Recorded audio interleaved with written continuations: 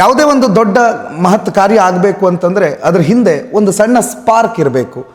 May be ಒಂದು spark ಅನ್ನೋದು ಇವತ್ತು ಆಳ್ವಾಸ್ ಎಜುಕೇಷನ್ ಫೌಂಡೇಶನ್ ಅನ್ನೋ ಒಂದು ದೊಡ್ಡ ಸಂಸ್ಥೆಯ ಹುಟ್ಟಿಗೆ ಕಾರಣವಾಗಿರಬಹುದೇನೋ. ಆ ಸ್ಪಾರ್ಕು, ಆ ಕಾರಣ ಏನು, ಎಲ್ಲಿಂದ ಆರಂಭ ಈ ಆಳ್ವಾಸ್ ಅನ್ನುವಂಥ ಒಂದು ಕಲ್ಪನೆ? ನಾನು 1980ನೇ ಇಸ್ವಿಯಲ್ಲಿ ನನ್ನ ವಿದ್ಯಾಭ್ಯಾಸವನ್ನು ಮಾಡಿ ಮುಗಿಸಿ ಬಂದವ.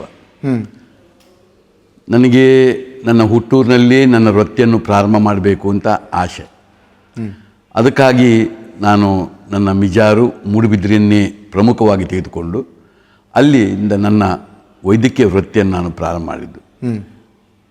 ಮುಂದೆ ನನ್ನಲ್ಲಿ ಮತ್ತೊಂದು ಆಸೆ ಇದ್ದದ್ದು, ನಮ್ಮ ವೈದ್ಯಕೀಯ ವೃತ್ತಿಯ ಜೊತೆಯಲ್ಲಿ ಒಂದು ವಿದ್ಯಾಭ್ಯಾಸಕ್ಕೆ ವಿಶೇಷವಂತ ಗಮನ ಕೊಡಬೇಕು, ವಿದ್ಯಾಭ್ಯಾಸಕ್ಕೆ ವಿಶೇಷ ಒತ್ತನ್ನು ಕೊಡಬೇಕು ಅಂತ ಆಸೆ. ಈ ದೃಷ್ಟಿಯಲ್ಲಿ ನಾನು ವಿದ್ಯಾಭ್ಯಾಸದ ಆಳ್ವಾಸ್ ಎಜುಕೇಷನಲ್ ಫೌಂಡೇಶನನ್ನು ಪ್ರಾರಂಭ ಮಾಡಿದೆ.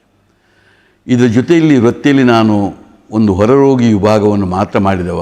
ಆದರೆ 84ನೇ ಇಸ್ವಿಯಲ್ಲಿ ಒಂದು ಸುಸಜ್ಜಿತವಾದಂಥ ಆಸ್ಪತ್ರೆಯನ್ನು ಮೂಡುಬಿದ್ರೆಯಲ್ಲಿ ಮಾಡಬೇಕೆಂಬ ಉದ್ದೇಶದಿಂದ 28 ಗ್ರಾಮವನ್ನು ಕೇಂದ್ರವಾಗಿಟ್ಟುಕೊಂಡು ಒಂದು ಸುಸಜ್ಜಿತವಾದಂಥ ಒಂದು 150 ಬೆಡ್ಡಿನ ಆಸ್ಪತ್ರೆಯನ್ನು 1984ನೇ ಇಸ್ವಿಯಲ್ಲೇ ನಾನು ಮಾಡಿದ್ದೆ.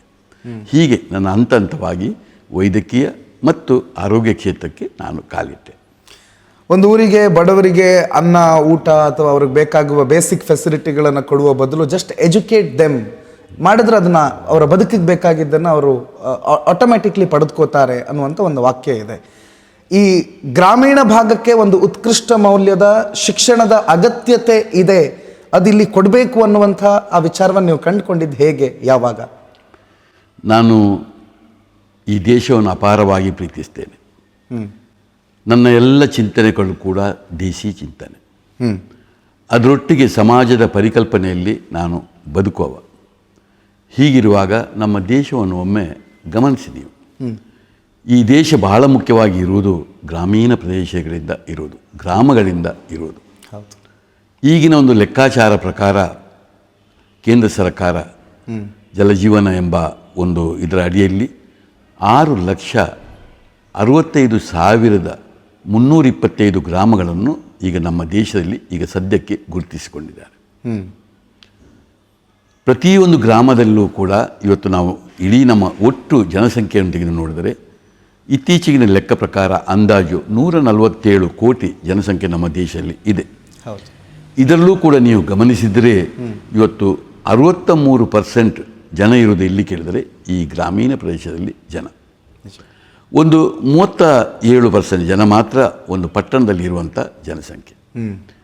ಇನ್ನು ನಮ್ಮ ಸಮಾಜವನ್ನು ನಾವು ಗಮನಿಸಿದರೆ ನಮ್ಮ ಸಮಾಜದಲ್ಲಿ 3 ಭಾಗ ಇದೆ.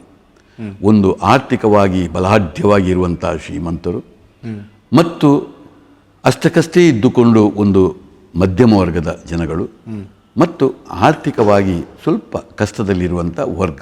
ಈ 3 ವರ್ಗಗಳಿದೆ. ಇದೆಲ್ಲವನ್ನು ಗಮನಿಸುವಾಗ ನಮ್ಮ ಗ್ರಾಮೀಣ ಪ್ರದೇಶದಲ್ಲಿರುವಂಥ ನಮ್ಮ ಸಮಸ್ಯೆ ಮತ್ತು ಅಲ್ಲಿರುವ ಜನಸಂಖ್ಯೆ, ನಾನು ಹೇಳಿದಂಥ ಆ 3ನೇ ವರ್ಗದ ಜನ, ಇವರೆಲ್ಲ ಇರುವಾಗ ನನ್ನ ಧೋರಣೆ ಇರುವುದು, ನನ್ನ ಮುಖ್ಯವಾದ ನನ್ನ ಕೆಲಸ ನನ್ನ ಬದುಕಿನಲ್ಲಿ ಇರುವುದು ನಮಗೆ ಆ ವರ್ಗದೊಟ್ಟಿಗೆ ಗ್ರಾಮೀಣ ಪ್ರದೇಶದಲ್ಲಿ ಮತ್ತು ಆರ್ಥಿಕವಾಗಿ ಕಷ್ಟದಲ್ಲಿರುವವರ ಜೊತೆಯಲ್ಲಿ ನನ್ನ ಮುಖ್ಯವಾದಂಥ ನನ್ನ ಕೆಲಸ ಇರೋದು. ಅದಕ್ಕಾಗಿ ನಾನು ಈ ಹಳ್ಳಿಯನ್ನು, ಗ್ರಾಮವನ್ನು ನಾನು ಮುಖ್ಯವಾಗಿ ತೆಗೆದುಕೊಂಡು ಮೂಡುಬಿದ್ರೆಯನ್ನು ಕೇಂದ್ರವಾಗಿಟ್ಟುಕೊಂಡು ಇದರ ಸುತ್ತಮುತ್ತ 28 ಗ್ರಾಮಗಳನ್ನು ಕೇಂದ್ರವಾಗಿಟ್ಟುಕೊಂಡು ನನ್ನ ಪ್ರಾರಂಭ ಆದಂಥ ನನ್ನ ಕೆಲಸವೇ ಜೀವನವೇ ಅದು.